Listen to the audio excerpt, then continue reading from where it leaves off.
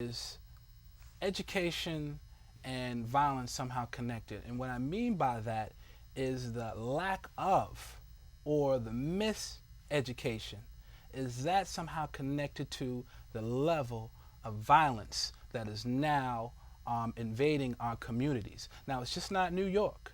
It's just not East Coast. It's not West Coast. It's the entire United States, and it's all over the world that our young people are lashing out. They want something. They're looking for answers. They're looking for something. And what we're doing through our efforts is trying to find out what our young people are actually asking for, and maybe trying to figure out different ways that they could express themselves, and not use violence, because people do not come back. Once you're dead, once you're deceased, that's it. You're gone. Exactly. Now, gentlemen, how do you how is the education maybe connected, or miseducation connected to the teen violence? It's funny you say that. I can't think of the author's name, but there's actually a book called The Miseducation of the Black Man. You know? Wow, okay. And that book actually speaks to the same fact of what we're talking about now. What I'm finding is that there's an old saying, you know, from the schoolhouse to the jailhouse. You know? And that's what they call is a pipeline that goes there. And it's not by accident. A lot of people say, well, why is the school system not functioning? We just can't figure it out. It's not that it's not misfunctioning. It's right where it's supposed to be. Yes. And a lot of people don't understand that as long as you can keep the education system in the Black and Latino communities totally in chaos, what it does, it causes those children, majority of those children, because you're talking about 60% of the children dropping out. Oh, all right? That means goodness. only 40% are actually graduating with a high school diploma, Right. and some of those kids out of the 40 are talking about going to college. But because it's so costly to go to college now, not even all that 40 is going to college. So what happens from there? A lot of them end up going into hanging out on the street corners and trying to find a job, or even going into the services, you know, as far Right. as the Army or the Navy or whatever, Yes. and getting into that.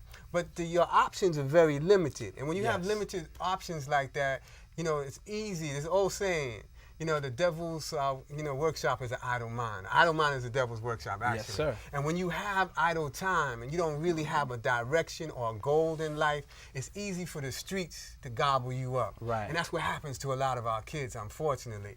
If they don't have the direction, and another thing is because there's a lack of programs. We used to have a lot of programs with Right. PAL, They're all being cut. whether it's the Y, whether Yes, it's the very Boys true. Club, a lot of other organizations, grassroots organizations that had youth organization programs that were for the kids. Now all those programs, like you said, are cut, and there's nothing there for them. So between the education system going awry, between all these programs that used to be there for the kids so that you could actually get them in. I mean, right now there's a program or the opportunity, which a lot of people don't know about. Matter of fact, you were one of the brothers that was telling me about it.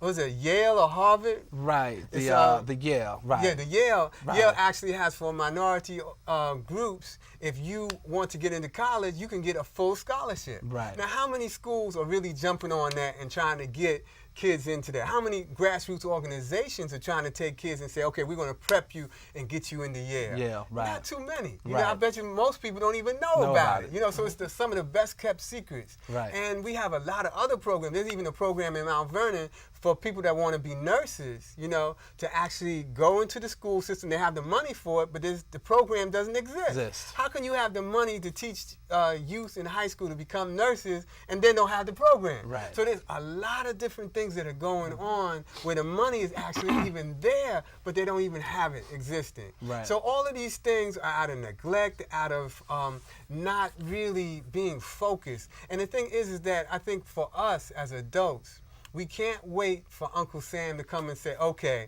I'm tired of seeing all of this, these kids going to jail and all this. Right. But this is a big industry. Yes, it Jail is a multi-billion-dollar industry. And some of these major corporations are behind this stuff, making big bucks out of it. So Yes. basically, the miseducation of our youth benefits somebody. All right? So when the major corporations in this country actually benefit from our youth going to jail, why do we want to turn that faucet off for all this money Right. when we can actually keep that money pouring into their pockets? Right. It doesn't help us, but it's another, as Malcolm would say, it's another form of 20th century slavery. Right. And unfortunately, that's what we're dealing with.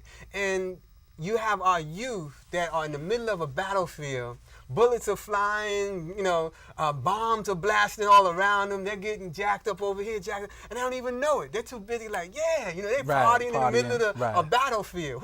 How can you win the battle if you party in the middle of, you don't even have a gun in your hand. Right. When you're in the middle of a battle and you're not equipped, matter of fact, you don't even know the battle's going on. This is true. Then you're liable to most likely be a casualty in the middle of that battle. And that's what's happening with our kids. So what has to happen, and I can't look at the kids, you have to look at the adults that are dealing with the situation, and you have to pass that gentleman or that young lady a gun and a bayonet. You have to give them the knowledge to say, keep your head down. Matter of fact, hit the dirt. Don't be standing up there partying now, because there's stray bullets that are coming through all the time, and they're going to take you out if you're not equipped to deal with the situation while the battle is raging. Right. You need to be prepared to win the battle. Right. And as a reactionary people, I think that we're slow to get this information to our kids because they don't really even know. They don't have a clue on what's going on, unfortunately. Right. So we got to bring them up to speed, and then once we bring them up to speed, then I think they'll be better prepared to deal with it,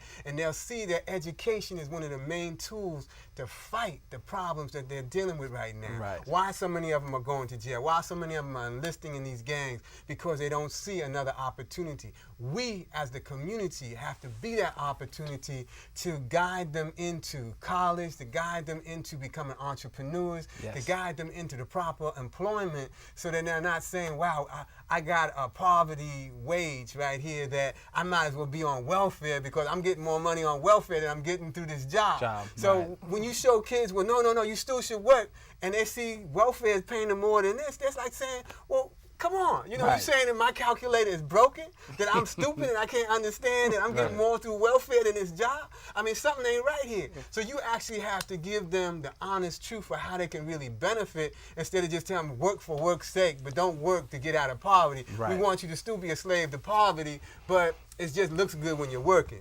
That makes you feel, okay, I don't feel guilty no more. But no. It's not about, just giving them a job. It's about making sure that they can pay their bills, take care of their family. And that's the main thing about them getting a job that really can help them, economically. Because the economic empowerment is one of the keys outside of the education. And that's how the education actually empowers them to get that. Right, great. This is powerful. And just so that people don't misinterpret what you said by when you mentioned giving them ammunition, giving the young people a gun, what you meant, and I wanted to make sure I want to make this clear with our viewers, is arming them with the proper knowledge and information. Okay, so that way our viewers don't get that all twisted. I'm glad you brought that up. Black power. Right. So what is your feedback on that? I'd like to come into that energy like this. The other day we were sitting in a school and a young lady was talking to her mother on the telephone. Travis, what she was saying to her mother was, Mom, I hear what you're saying. Right. I know what you mean. But if that girl comes into this school, I have to fight her. Those were her exact words. I have to fight her. And her mother, I couldn't hear, obviously, her conversation, but she was trying to tell her and plead with her